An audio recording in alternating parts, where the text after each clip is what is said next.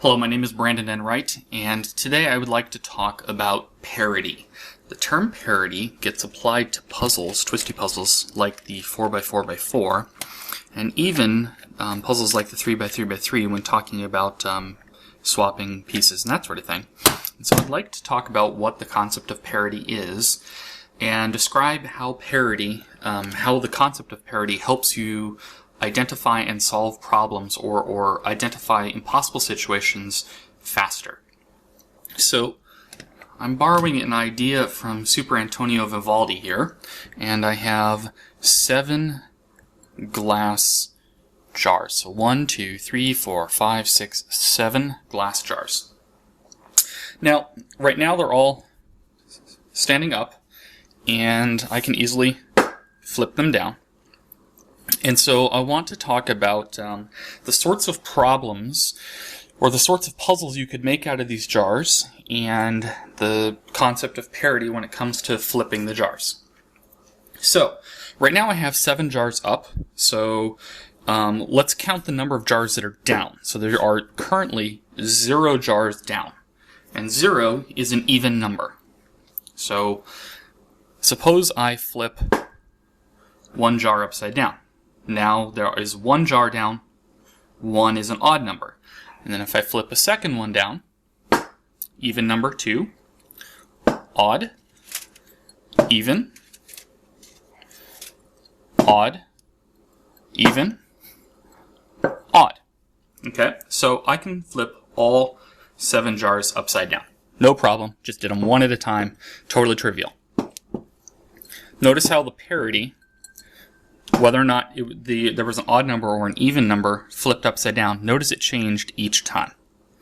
Now, suppose I imposed a different rule here. Suppose you had to flip 2 jars at once. Any 2 jars. Alright, can I flip all 7 jars upside down if I have to flip 2 at a time? Any 2. Well, let me try. 2. 4,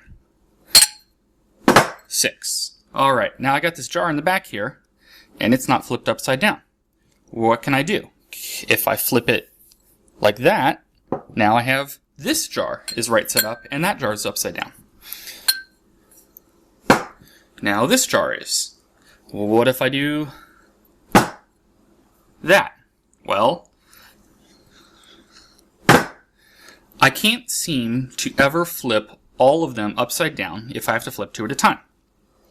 Let's take a look at why. And why is closely related to the concept of parity. Alright, so there are 0 jars upside down right now. If I flip 1, now there's 1 jar upside down. Now there's an odd number, so the parity of the flip of the jars right now is odd, because 1 is odd, now it's even because 0 is even. Okay, so if I flip 2 jars upside down, what I did was I went from 0 to 2. I added the number 2. Okay, let me do that again. Now I added 2 more. Now we went from 2, we went to 4. Now we have 4 jars upside down. So let's look at all of the possible combinations here. What are all the possibilities? I can take 2 jars that are right side up, and I can flip them upside down. That adds 2 to the total number flipped. I can take 2 jars that are upside down, and I can flip them right side up. That subtracts 2 from the number that are flipped. Or I can take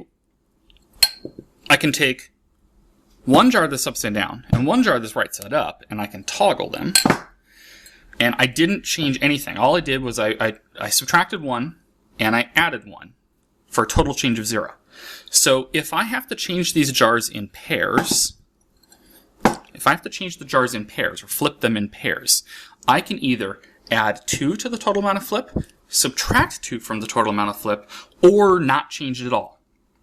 So, if the total flip right now is 0, can I ever reach an odd number? That is, there are 7 jars, and I want to flip them all upside down. 7 is odd. Doing paired operations, can I ever reach the number 7? No, because there's no way to add or subtract 2's or do nothing to ever reach an odd number when you start out at an even number. Now, can I do 6? Yes, 6 is really easy.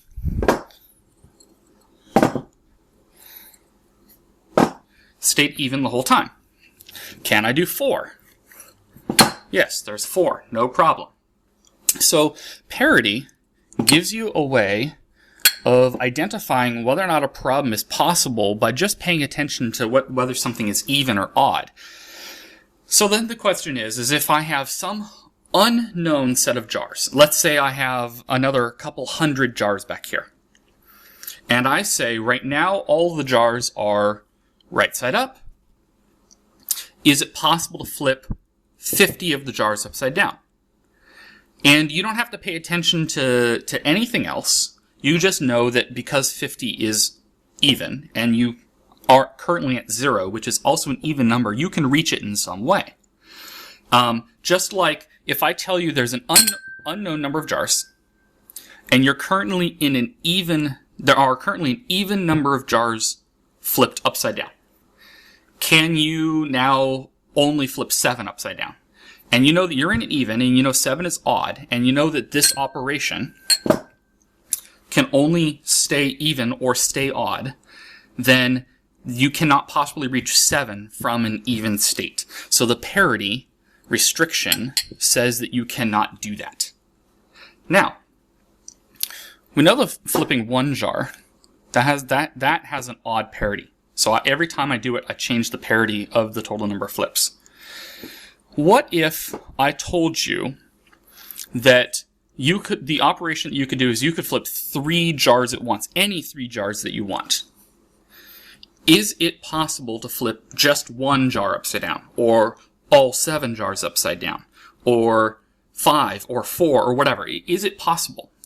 And instead of paying attention to, oh, well, how you would actually do it, you can simply look at the parity and determine whether or not it's possible. So when you flip 3 jars upside down, 3 is an odd number. Therefore, you are changing the parity of the total number of flips every single time you do an operation. And if you can change the parity, then you can reach any state. You can reach an even state or an odd state. So, let me show you. Let me show you how to flip just 1 jar upside down. Okay, so that's operation number 1. I flipped these 3. Now here's operation number 2. Okay, now I have 2 jars upside down, which is an even state. So I managed to reach an even state from 0, even though I was flipping 3. Now watch, I can flip those 2 and that one, and now I've only flipped 1 jar upside down. So I can, from a operation that has an odd parity, that changes the parity each time you do it, you can reach any state that you want. So the keeping track of the parity of the flips, or the parity of some property of some set of things, you can track whether or not you're in a possible situation or an impossible situation, whether you can get from one situation to another situation, depending on the operations you have available to you. So when you only have an even operation available to you, you cannot reach odd states. Or if you start in an odd state, you can't reach an even state. You can't change the parity. But when you have an operation available to you, like flipping 1 jar that does change the parity, or flipping 3 jars, which also changes the parity, then you can reach other states. There's no restriction on you. So, how does jar flipping apply to the 3 by 3 by 3? Well, instead of keeping track of flips, I'm instead going to keep track of what's called swaps of a permutation. So, let me set up for that, and I will demonstrate what I mean. Okay. Here's a Rubik's Cube, and you can do turns like, you can do operations like a quarter. Oh, shoot, this is not a Rubik's Cube. It looked like one. Okay, this is a Rubik's Cube. Okay, so if I do a quarter turn, how many swaps would it take to perform that operation? So instead of keeping track of like flipped jars, what we're going to do is we're going to keep track of the number of times pieces have to swap.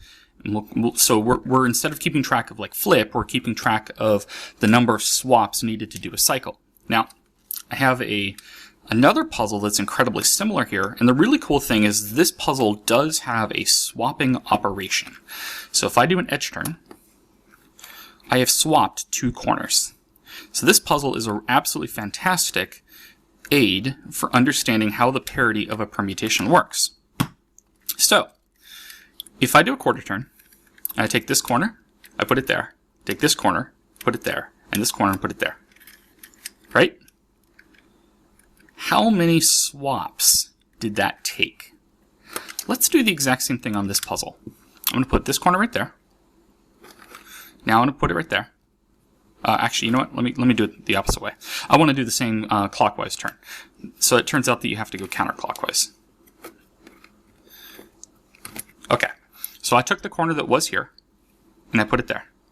I took the corner that was here, and I put it there. And then I took the corner that was here, and I put it there. So I did a I did a clockwise turn of the corners, and it took me 3 swaps to do it. Let me undo it. Now, if it took me 3 swaps to do that, 3 is an odd number. So, if I do a quarter turn, which does a 4 cycle of corners, so that means if I apply it 4 times, it goes back to not changed at all. That's an odd number of swaps each time I do it. So now the corners are in an odd permutation. Now they're in an even permutation. Now they're in an odd permutation. And now they're in an even permutation. Let me show that again. Check this out. So if I do odd, even, okay, I took the corner that was here and I put it there. Took the corner that was here, I put it there. And then I took these 2 corners and I swapped those 2, right? So the green, red, black corner that was right here is now right there. The orange, green, black corner that was right here is now right there. So we can see that that did a swap that way and a swap that way. And that's 2 swaps. 2 is an even number. So we definitely know that this puzzle is in an even permutation. All right. So there's a little bit of a shortcut that we can take. Instead of having to count the swaps, we can just look at the cycles, and it turns out that an even cycle. Turns out that an even cycle, that was a 4 cycle. Even cycles require an odd number of swaps. Odd cycles require an even number of swaps. So let me show you. I'm going to do a 3 cycle of edges. Okay. So I cycled the edge that was here to there, the edge that was here to there, and the edge that was here to there. How many swaps would it take to do this? So if I swapped, oh wow, what a piece of crap. If I swapped the red, okay,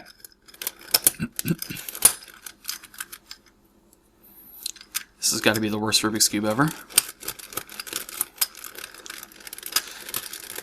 Okay, so I did 1 swap. I swapped those 2.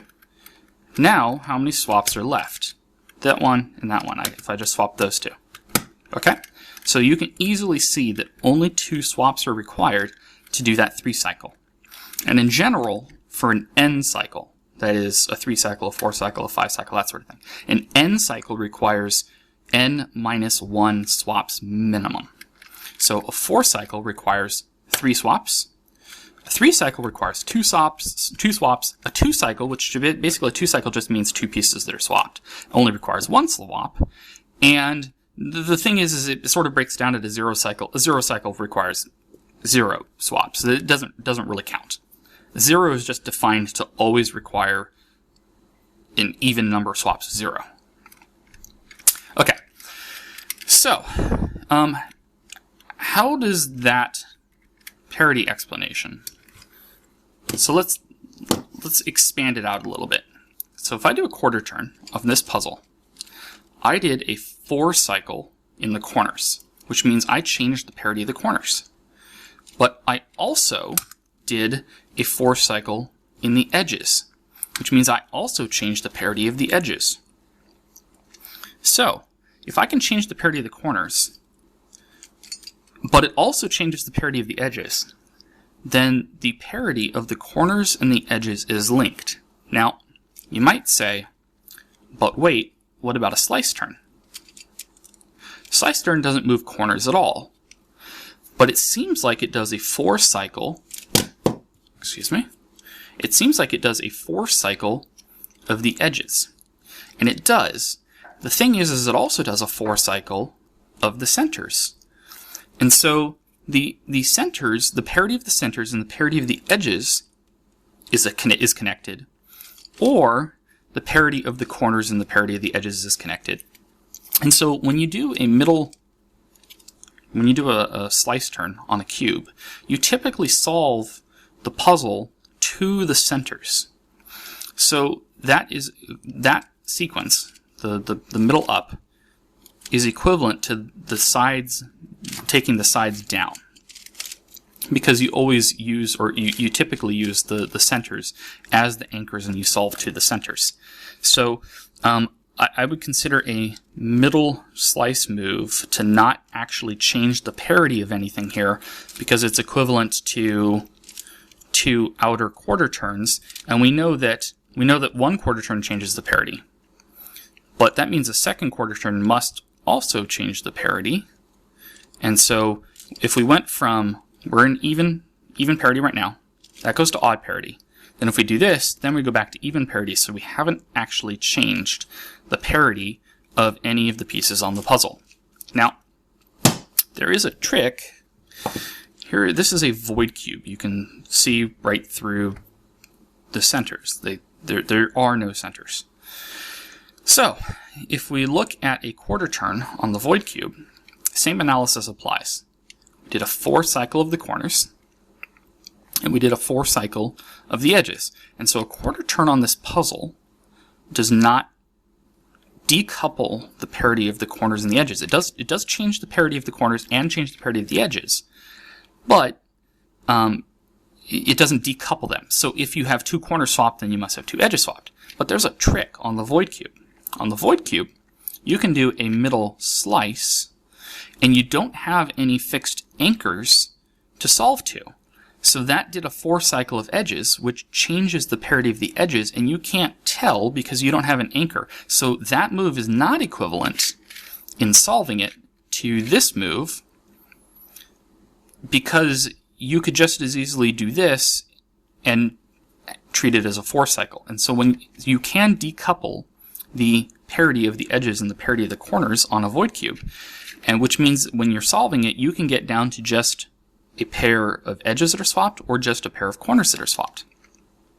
Now, you may be wondering what happens when you stack stuff on top of each other. So let's do a quarter turn and then another quarter turn. Are we in an even permutation or an odd permutation? Now, I'll just tell you the answer. That changes the parity to odd. That changes the parity back to even. So we're in even permutation. And it doesn't matter what order you do them in. You can actually see this if you use a helicopter cube here. This thing is really awesome because when it swaps corners, it also changes the orientation of this middle edge. And you can count the number of middle edges that are flipped. And if the number of middle edges is even, then you've done an even number of swaps of corners. And if the number of middle edges that is flipped is odd, then you've done an odd number of swaps of corners. It works really well. So let me show that. Okay. So I'm going to do a clockwise quarter turn. That's equivalent to, okay, that moved the corners clockwise.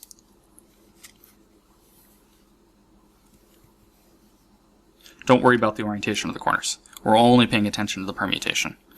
Okay. how many of these edges are flipped? Well, this is the red face. That one's correct. This one's flipped, and this one's flipped. There are 3 flipped middle edges, which means we did, when 3 is odd, therefore we did an odd number of swaps. Let me undo that. Okay. So now let me do a clockwise turn on this puzzle, or on the cube, and then another clockwise turn of the R face. So we did a U and then an R. Okay, now I'm going to do a U here. Okay, now I'm going to do an R.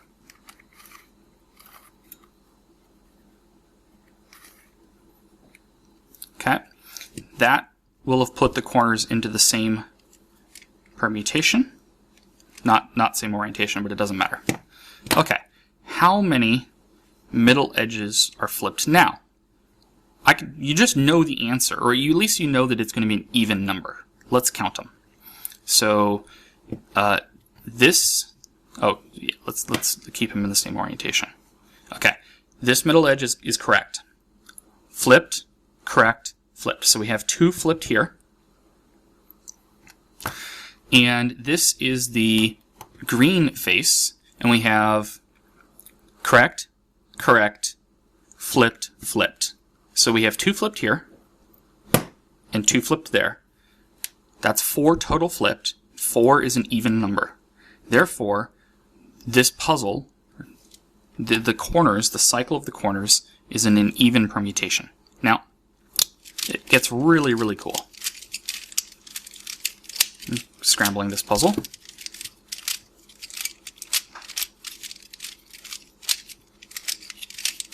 Okay. I made it random. Okay. White face, green face. Okay, so let's find the white face here. This is the white one. Here's the green one. Okay, now let's put the corners. The question is are these corners in an even permutation or an odd permutation? I have no idea. I'm going to use this puzzle to check. Okay, so I'm going to put the red, blue, white corner there.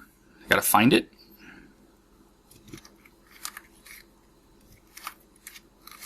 Okay, got the red, blue, white corner in place. Now I'm going to put the green, yellow, orange corner, which is right here. Okay, you don't have to worry about orientation at all. This is only permutation. The green, white, orange corner. Got to find it. Green, white, orange, right there. Okay. The red, green, yellow corner.